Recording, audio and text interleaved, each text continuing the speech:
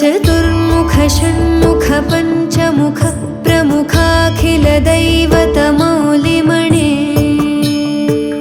शरणागतवत्सलसारनिधे परिपालय मां वृषशैलपते अतिवेलतया तव दुर्विषहैरनुवेलकृतैरपराधशतैः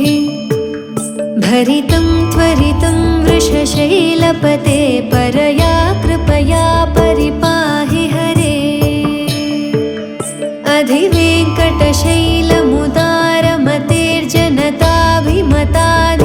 अधिवेङ्कटशैलमुदारमतेर्जनताभिमताधिकदानरतात्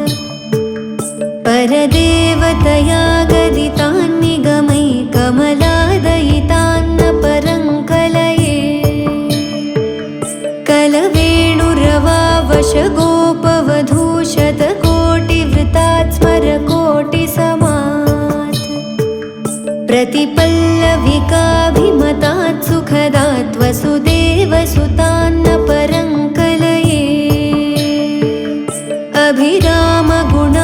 अभिरामगुणाकरदाशरथे जगदेकधनुर्धरधीरमते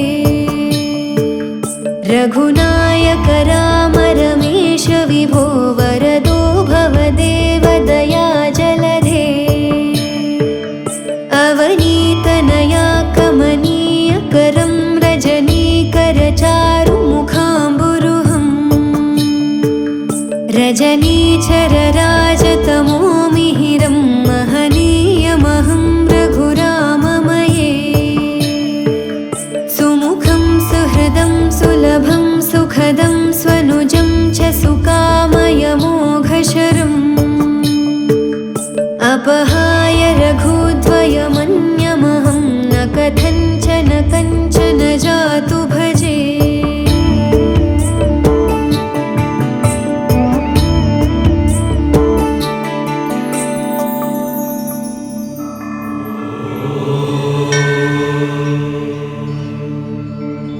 विना वेङ्कटेशं ननाथो ननाथ सदा वेङ्कटेशं स्मरामि स्मरामि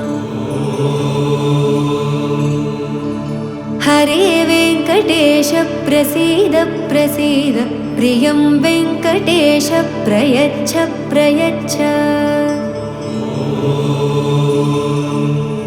विना वेङ्कटेशं ननाथो ननाथ सदा वेङ्कटेशं स्मरामि स्मरामि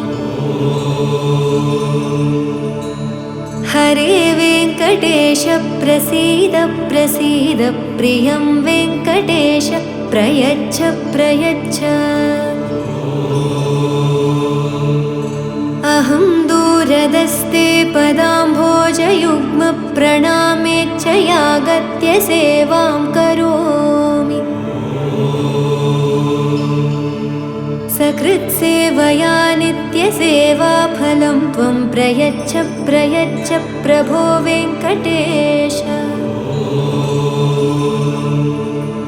अज्ञानिना मया दोषान् शेषान् विहितान् हरे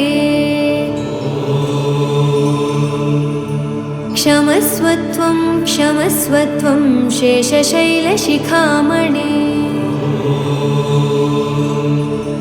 अज्ञानिना मया दोषान् शेषान् विहितान् हरे क्षमस्वत्वं क्षमस्वत्वं शेषशैलशिखामणे अज्ञानिना मया दोषान् शेषान् विहितान् हरे